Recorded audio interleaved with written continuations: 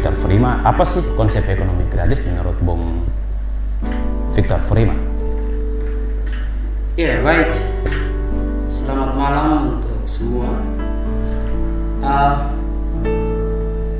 Dari bagaimana mengamati konteks sosial, kita berbicara tentang wajah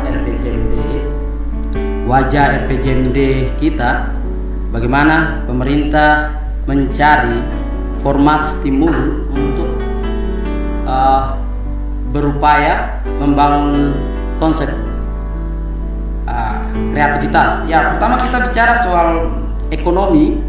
Ekonomi merupakan sebuah upaya di mana masyarakat dipacu untuk memiliki daya cipta, untuk memiliki kemampuan untuk daya cipta. Itu yang kemudian kita bicara tentang ekonomi. Sedangkan kreatif bagaimana dia memiliki daya cipta itu dan punya kemampuan untuk produksi atau distribusi, sehingga segala sesuatu tidak perlu lagi kita menjadi bagian-bagian yang cuma hanya konsumtif, menerima apa saja yang kemudian dijual atau diproduksi oleh orang lain dan kita hanya menikmati. Kita berbicara tentang ekonomi kreatif. Bagi saya, wajah RPJMD hari ini harus bagaimana melihat masyarakat yang notabene-nya masyarakat lokal, atau kita juga berbicara tentang konsep local wisdom. Ini mari kita lihat apa kemampuan masyarakat lokal untuk berbicara terkait dengan ekonomi kreatif. Mereka punya daya cipta tidak untuk bisa menciptakan ekonomi kreatif itu. Sedangkan budaya kita di negeri ini lebih banyak mengkonsumsi dan menghabiskan. Bagi saya itu merupakan upaya untuk mendorong sebuah transformasi, perubahan yang notabene melihat kreativitas dari masyarakat. Pertanyaannya, pemerintah punya data tidak terkait dengan kreativitas daripada setiap umat atau masyarakat di Kabupaten Kaimana, sehingga bicara tentang RPJMD, Rencana Pembangunan Jangka Menengah Daerah, yang mana lebih memfokuskan diri kepada ekonomi kreatif, kita kembali kepada asas daripada tujuan dari daerah ini, yang mana kemudian lebih menekankan tentang keadilan. Bagi saya itu, ya, sebelum lebih jauh mungkin saya lebih tekankan tentang bagaimana masyarakat lokal bisa memiliki daya cipta sehingga mereka mampu memproduksi. Itulah tujuan daripada ekonomi kreatif. Masalah yang banyak adalah ketika kita pertanyaan kritis saja. Kalau semua menjadi ahli dalam produksi, siapa kemudian yang membeli? Misalnya, ada banyak hal yang kemudian itu akan mempertanyakan itu. Tapi kalau kita mau lihat dari bagaimana peran pemerintah untuk mencari jalan keluar supaya segala sesuatu terkait dengan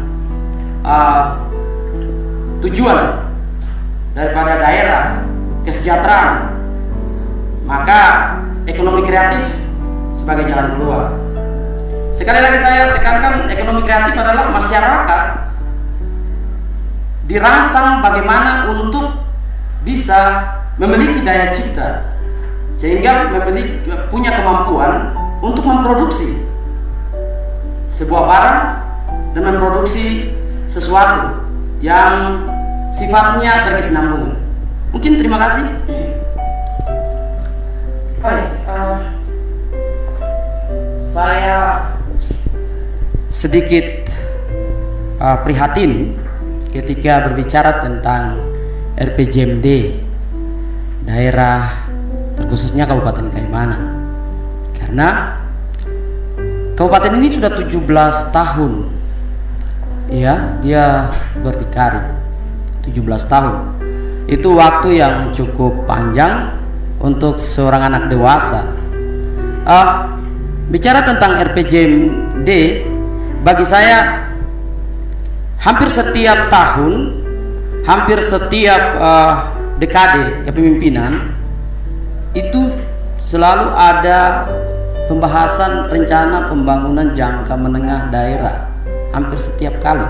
Yang dipertanyakan oleh setiap elemen masyarakat, apa fungsi dari RPJM yang kemudian sampai sekarang, kalau tujuannya daripada untuk melengkapi visi dan misi, kita bicara visi dan misi, bagaimana maju, adil, sejahtera dalam sumber daya manusia dan sumber daya alam, bagi saya tidak maju-maju kan begitu. Hanya cuma oknum-oknum tertentu saja yang maju-maju. Kita bicara tentang konteks perekonomian supply and demand. Hari ini satu bos saja begitu kan. Kita semua tahu satu yang kemudian menjadi bos di negeri ini untuk bagaimana memainkan peran sebagai supply and demand. Jadi kalau masyarakat mau cari apa-apa tinggal ke situ. Nanti yang pengusaha-pengusaha kecil di bawah yang baku gigit tidak jadi masalah. Bagi saya seperti itu. Konteksnya yang nyata seperti itu. Bicara tentang ekonomi kreatif. Hari ini proses RPJM yang dibuat oleh saya sedikit klarifikasi Pak dari Indonesia punya bahwa itu RPJM-nya milik bupati, mungkin bukan ya kira-kira, karena itu hasil keputusan bersama. Tadi mungkin sempat disampaikan itu keputusan bersama. Nah, sekarang pemerintah sebagai satu keutuhan melihat bagaimana rencana pembangunan jangka menengah ini dia menyentuh kepada masyarakat, terkhususnya masyarakat asli Papua mungkin. Kalau di dalam visi dan misi bicara tentang keadilan, saya sedikit mengoreksi tentang keadilan. Karena begini, negara memiliki visi dan misi. Papua Barat memiliki visi dan misi. Daerah pun memiliki visi dan misi.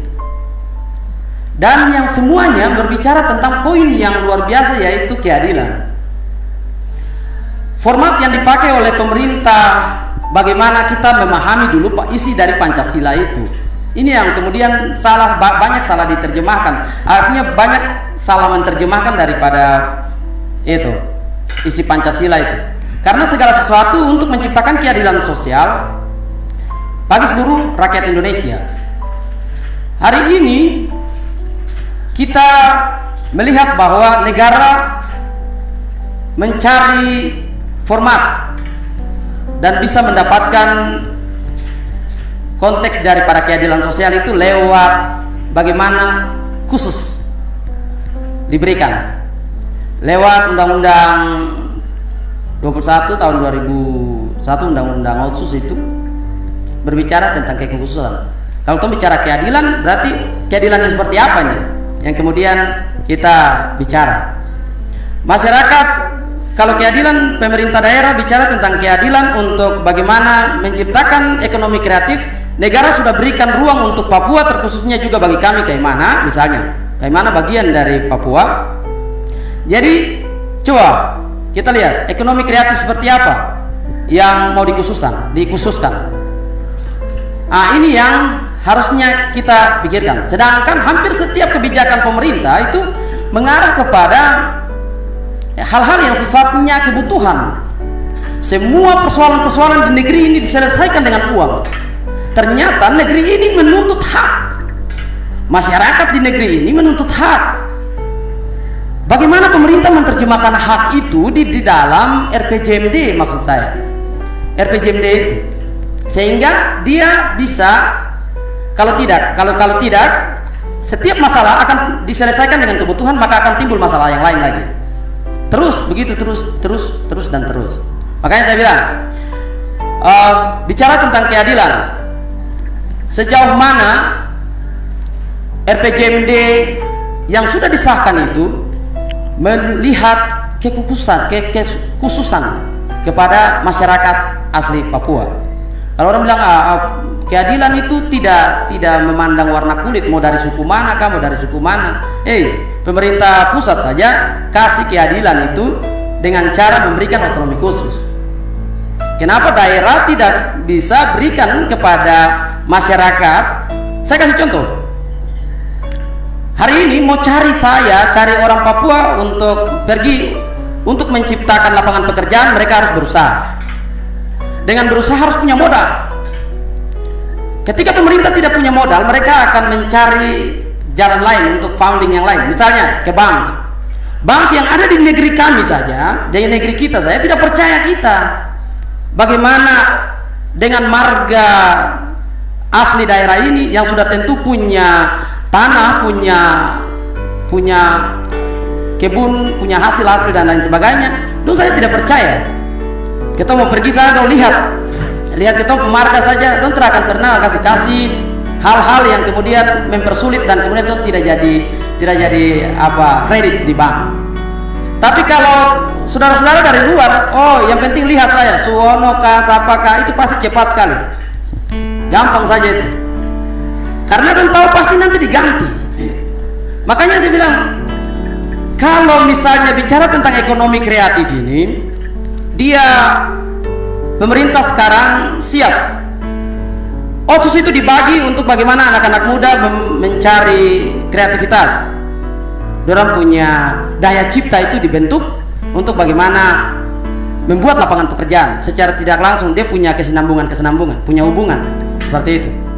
Jadi kalau saya lihat RPJMD hari ini yang sudah disahkan lebih melihat terkait dengan arah kebutuhan, menjawab kebutuhan ketimbang hak dasar daripada masyarakat asli di negeri ini. Karena hampir setiap kebijakan yang sebenarnya fokusnya pemerintah pusat saya sudah kasih fokusnya untuk khusus orang Papua, tapi daerah-daerah ya sekali lagi banyak orang yang kemudian mempertanyakan, kita berani kasih orang lain pimpin ketorang dan lain sebagainya dari sisi warna kulit, gender dan lain sebagainya. Tapi kemudian ketika dalam perjalanan kepemimpinan itu ada banyak hal yang merugikan. Saya kasih contoh yang tadi bahwa pendekatan dan penyelesaian persoalan-persoalan di area sosial itu lebih banyak melihat konteks kebutuhan ketimbang melihat hak dasar daripada masyarakat asli Papua dan lebih khususnya masyarakat asli Kaimana. Terima kasih. Iya, baik. Menjadi hal yang luar biasa, kerajaan ikan. Ya, pemirsa, kalau saya,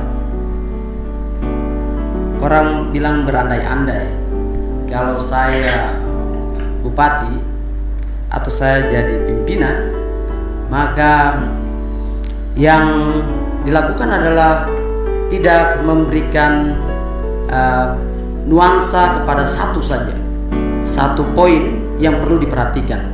Artinya yang terjadi dalam kebudayaan kita, kebiasaan kita adalah ketika bicara tentang ekonomi, orang akan melihat musim pala, semua bondong-bondong ke kampung, ke hutan. Musim ganadi semua turun rame-rame. Tapi kalau sudah angin barat ke angin timur semua lari lagi kembali cari. Tapi setelah itu bicara tentang udang dan lain sebagainya. Ketika kita melihat bagaimana ekonomi kreatif kita kembali bahwa masyarakat punya daya cipta. Kalau ikan, betul apa yang dikatakan Bung Sam tadi bahwa terus akan ada pembaruan. Tapi ini real dalam konteks sosial. Ketika ikan dia terus diambil, maka orang akan mencari susah dengan sederhananya macam begitu. Ya, kita akan misalnya di Arguni harus minta izin ke Borogerba, dari Tugarni harus minta izin ke Borogerba Sawi Group untuk bisa ambil udang di situ, karena hasil pencarian di Tugarni Group itu mulai berkurang misalnya ketika karena keseringan diambil dan lain sebagainya. Ini kalau ketika kita berbicara tentang konteks peran adat istiadat, budaya, kultur, maka perlu dikembangkan kembali konteks sasi laut misalnya, sehingga segala sesuatu itu terjaga, terpelihara. Bukan hanya terumbu karang, tetapi juga bakau-bakau dijaga, jangan ditebang sembarang dan lain sebagainya, agar tetap suasana itu. Yang tadi bilang kerajaan ikan itu dia tidak berpindah ke kabupaten yang lain atau gimana, tetap di Kabupaten Kaiman. Baik, saya mungkin sedikit mengkritisi bahkan melihat bagaimana setiap elemen-elemen yang hadir untuk bagaimana memakai konsep tadi kreatif, membangun kreatif. Masyarakat sudah kemudian termanja dengan konteks membangun kreatif, memberikan mereka kemampuan daya cipta, tetapi hari ini banyak masyarakat menilai bahwa semua itu hanya program pelarian untuk menghabiskan misalnya dana desa dan lain sebagainya. Ada banyak hal, ada banyak kelembagaan dan lain sebagainya yang kemudian hari ini tidak mampu mengorek isi hati masyarakat lokal untuk bagaimana diberdayakan, karena tadi tidak pernah ada konsentrasi yang penuh untuk terus setelah menurut mereka ya yang penting mencapai pencitraan, ya sudah cukup datang foto-foto, setelah itu bikin sedikit-sedikit sudah selesai. Nah, kemudian bawa kembali dan jadi laporan, setelah itu dapat uang dan lain sebagainya. Mungkin seperti itu. Jadi saya mau sampaikan kepada seluruh masyarakat, lapisan masyarakat, bahwa LSM bukan juru selamat, pemerintah juga bukan juru selamat. Yang juru selamat untuk menyelamatkan diri kita adalah kita sendiri, kan begitu.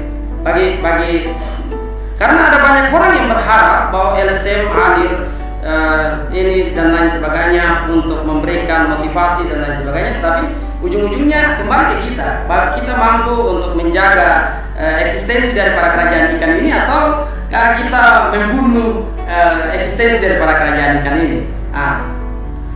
Lebih lanjut lagi, ada banyak hal yang salah.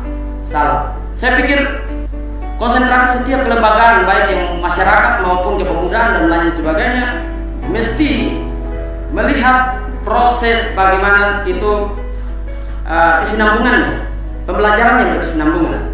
Saya kasih contoh, ada banyak lembaga-lembaga yang kemudian melarang solusi konkret yang harus disediakan, itu yang menjadi penting untuk masyarakat. Misalnya disuruh untuk tidak boleh tebang kayu, tapi dia mau kasih sekolah anak-anak dengan apa? Kayu itu harus ditebang, usaha harus masuk dan lain sebagainya. Untuk bisa kemudian kasih sekolah anak-anak itu, orang harus jaga hutan, harus jaga air. Sedangkan orang punya hasil pencarian dari laut, orang punya hasil pencarian dari kayu dan lain sebagainya, seperti itu.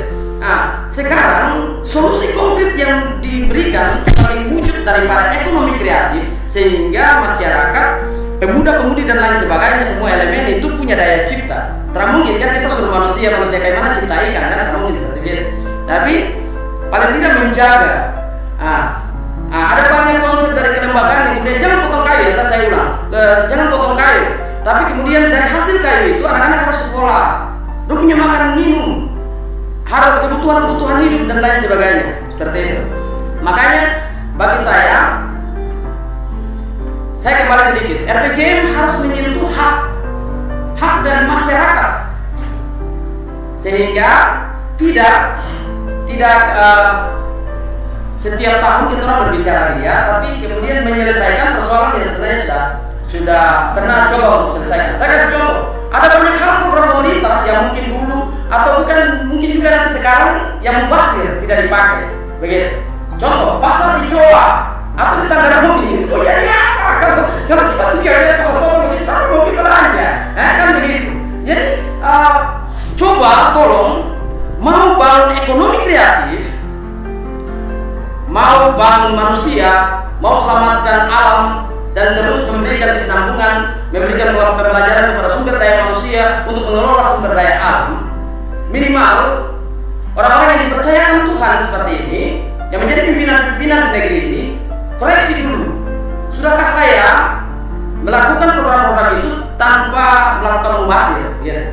ada hal-hal yang sudah dilakukan tapi terjadi kejanggalan, sehingga sekarang kalau kita mau bilang mau memanfaatkan hal yang mana, saya bersyukur, berterima kasih begitu sebagai anak di negeri ini, anak kandung negeri ini, melihat potensi-potensi besar yang Tuhan ciptakan dan hadirkan di negeri ini, tapi tidak dikelola oleh orang-orang yang menjadi pimpinan. Bagaimana memberikan pemberdayaan?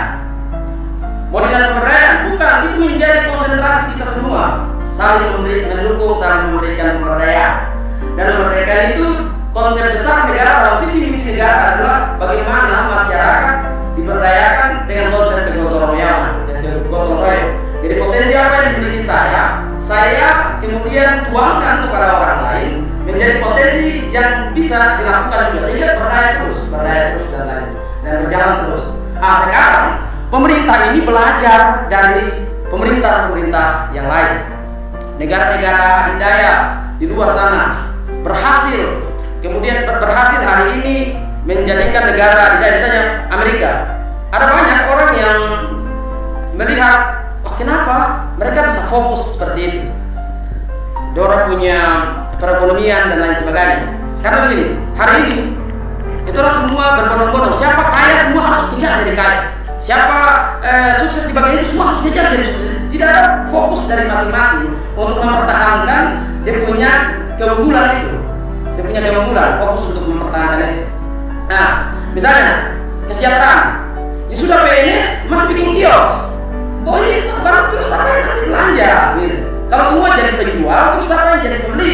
Yang awalnya tadi saya sampaikan seperti itu. Ketika kita semua jadi petani, siapa yang jadi nelayan? Gitu. Makanya konsep pemerintah daerah dalam RPJM haruslah melihat hak-hak dan potensi-potensi hari ini terabaikan karena itu. Lembaga ada sedikit diabaikan untuk bagaimana memberikan konsentrasi terkait dengan hal yang krusial, sanksi-sanksi ada, supaya tetap menjaga konsentrasi dari area, daerah, wilayah. Gitu. Kemudian keagamaan tidak terlibat untuk memberikan kesadaran kritis bahwa ketika kita terus mengambil, ya betul, barang itu tidak kita akan diperbarui, itu kan diberikan saja, tapi waktunya ya kemudian kita melihat itu apakah lama. Jangan sampai ketika sudah lama baru kemudian balik marah Tuhan lagi. Padahal sebenarnya tidak, bagian-bagian itu harus saling memberikan sinkronisasi untuk terus ini. Ya, makanya kalau kita tanya bicara tentang kerajaan ikan untuk tetap dia punya status seperti itu. Ekonomi kreatif ada banyak. Kalau saya mau bicara tentang ekonomi kreatif, bagaimana pemuda-pemudi di negeri ini dirangsang tidak hanya untuk mengejar bagaimana bisa bersaing dengan pasar nasional, tetapi juga mampu memberdayakan diri mereka dulu. Itu yang lebih utama. Ketika mereka mampu memberdayakan, mampu menciptakan sesuatu agar bisa di ekspor atau didistribusi, itu hal yang lebih baik ketimbang mengejar sudah taruh keuntungan apa yang nanti kita dapatkan apa dan lain sebagainya. Itu paling masih susah seperti itu. Mungkin terima kasih. Silakan. Baik, terima kasih Bung Host yang ganteng. Ya, ketika kita berbicara tentang bagaimana memberdayakan manusia dengan potensi yang dimiliki, maka negeri ini sudah banyak memiliki potensi. Tinggal bagaimana kita berdaya. Konsep pemberdayaan dari sisi religi adalah langsung turut melayani, bagaimana memberikan pantauan, tetapi juga bantuan secara fisik untuk saling membantu. Seperti itu konsep pemberdayaan dari konteks religi, langsung terjun dan melayani. Begitu. Ketika kita berbicara tentang bagaimana memberi makan, maka kita harus secara langsung memberi makan, secara seperti itu. Maka ketika berbicara tentang konsep pemberdayaan bicara tentang konsep ekonomi kreatif secara sederhana di setiap aktivitas kepemudaan, misalnya kita bicara tentang Arguni, maka penduduk dalam kultur yang berbeda, baik Maerasi, Kuri, dan Irarutu, dengan emosional pengelolaan yang berbeda-beda pula, begitu. Ya, ketika berupaya untuk menyatukan itu tidak akan pernah bisa mencapai sinkronisasi, kebersamaan seperti itu. Karena saya kasih contoh, Wainaga, kampung Wainaga misalnya, ketika mereka lebih memfokuskan diri untuk bertokok sagu, Bayeda, Moyana, atau Gading Group sekitarnya akan lebih lihat macam sekarang pala dan lain sebagainya. Atau keluarga yang lain di Sawi Group akan melihat udang dan lain sebagainya, seperti begitu. Jadi untuk memberdayakan masing-masing potensi ini tidak segampang itu.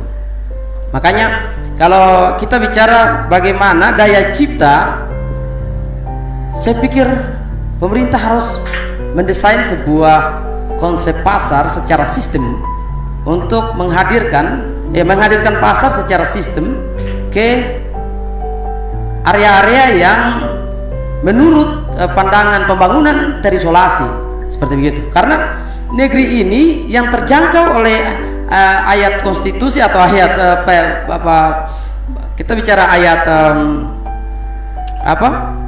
sistem pemerintahan, mungkin dia tidak terjangkau begitu. Saya kasih contoh, sinyal saja tidak ada, mau bagaimana memberdayakan? Arguni tidak ada sinyal, jangan ketemu mau berdayakan. Utama mau teman-teman guru menetap dan memberikan pemberdayaan, mau teman-teman kesehatan menetap dan memberikan pemberdayaan, tanam tower di Arguni. Bukan persoalan masyarakat adat tidak kasih tanah, tapi pemerintah mau tidak berkorban untuk pasang tower di situ, dan kemudian memberikan dari sisi itu baru bisa ada hal yang lain. Kita kan paling tidak melihat fokus mana yang menjadi dasar utama, jadi kebutuhan untuk bisa melihat yang lainnya. Itu yang utama mungkin. Kalau kita berbicara untuk bagaimana Arguni punya udang bisa dikenal, atau bagaimana Arguni punya kepiting bisa dikenal, kalau tidak ada orang mau posting bagaimana begitu.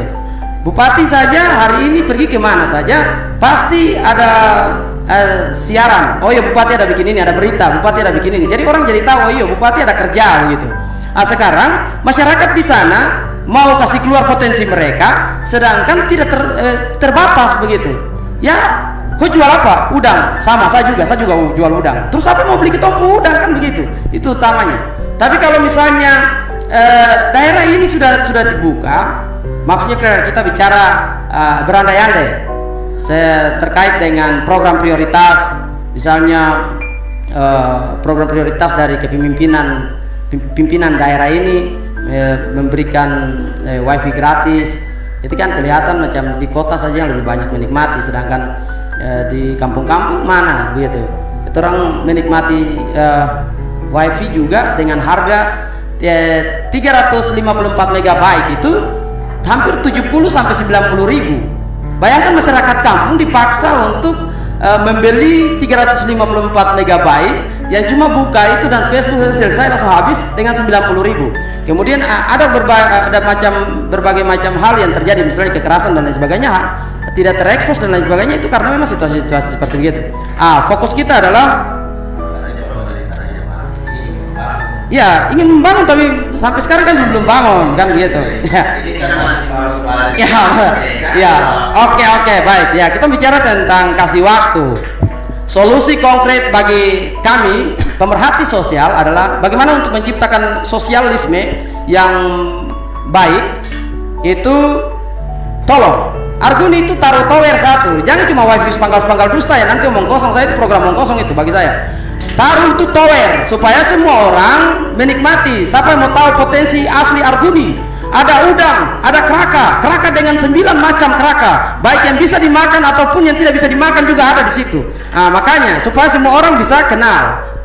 Cara pemberdayaan ekonomi kreatif adalah bagaimana proses pencitraan kan, mungkin seperti itu sehingga masyarakat jadi tahu arah kemana mereka harus publikasi hasil mereka, mungkin seperti itu. Terima kasih. Frima sebagai pemerhati sosial. Iya, pertama-tama secara keseluruhan saya memberikan respek dan penghormatan kepada, tetapi juga apresiasi untuk setiap upaya dari pemerintah daerah yang dalam hal ini baru saja ada dalam pergulatan dan pergumulan proses menjawab setiap program-program, baik dari apa yang disampaikan dalam kampanye-kampanye dan juga perwujudannya dalam kerja-kerja yang nyata sekarang, dan itu sudah sedikit dan signifikan menjawab sebagian dari pergumulan masyarakat, keinginan masyarakat, dan itu hal yang perlu diberikan apresiasi. Yang utama berbicara tentang konteks tadi, untuk closing statement saya lebih tekankan tentang bagaimana kita melihat keberpihakan kepada masyarakat asli pribumi, pemilik hak wilayah di negeri ini. Itu menjadi dasar bicara tentang keadilan, karena konsep dari awal saya sudah sampaikan bahwa pemerintah pusat melihat ketertinggalan pembangunan di daerah, terkhususnya di Papua, provinsi Papua, makanya ada undang-undang yang melegalkan otonomi khusus. Bagaimana otonomi khusus itu sudah diberikan tetapi tidak mampu diterjemahkan oleh setiap daerah, untuk bagaimana memberikan keberpihakan itu kepada setiap masyarakat asli yang menjadi penghuni negeri. Untuk itu closing statement saya, ketika pemerintah mampu menjawab, pemerintah daerah dalam hal ini sebagai eksekutif maupun legislatif yang terus berjuang untuk mengedepankan kesejahteraan, maka jangan berhenti untuk terus berusaha, tetapi kemudian melihat hal yang paling utama adalah pendekatan untuk menyelesaikan dan mendapatkan kesejahteraan adalah pendekatan hak daripada masyarakat asli di negeri ini. Ketika masyarakat asli di negeri ini tidak mendapatkan hak mereka, maka ujung-ujungnya kesejahteraan itu hanya mimpi belaka bagi semua umat penghuni negeri ini. Begitu. Baik, itu saja yang bisa saya sampaikan. Harapan saya yang memegang tongkat estafet kepemimpinan daerah, baik eksekutif maupun legislatif, bertanggung jawab membijaki setiap aturan-aturan, mampu menerjemahkan setiap hal yang diinginkan masyarakat secara universal. Terkait dengan itu, ekonomi kreatif bisa dilaksanakan kalau keberpihakan itu mungkin lebih diarahkan kepada masyarakat asli pemilik negeri. Terima kasih.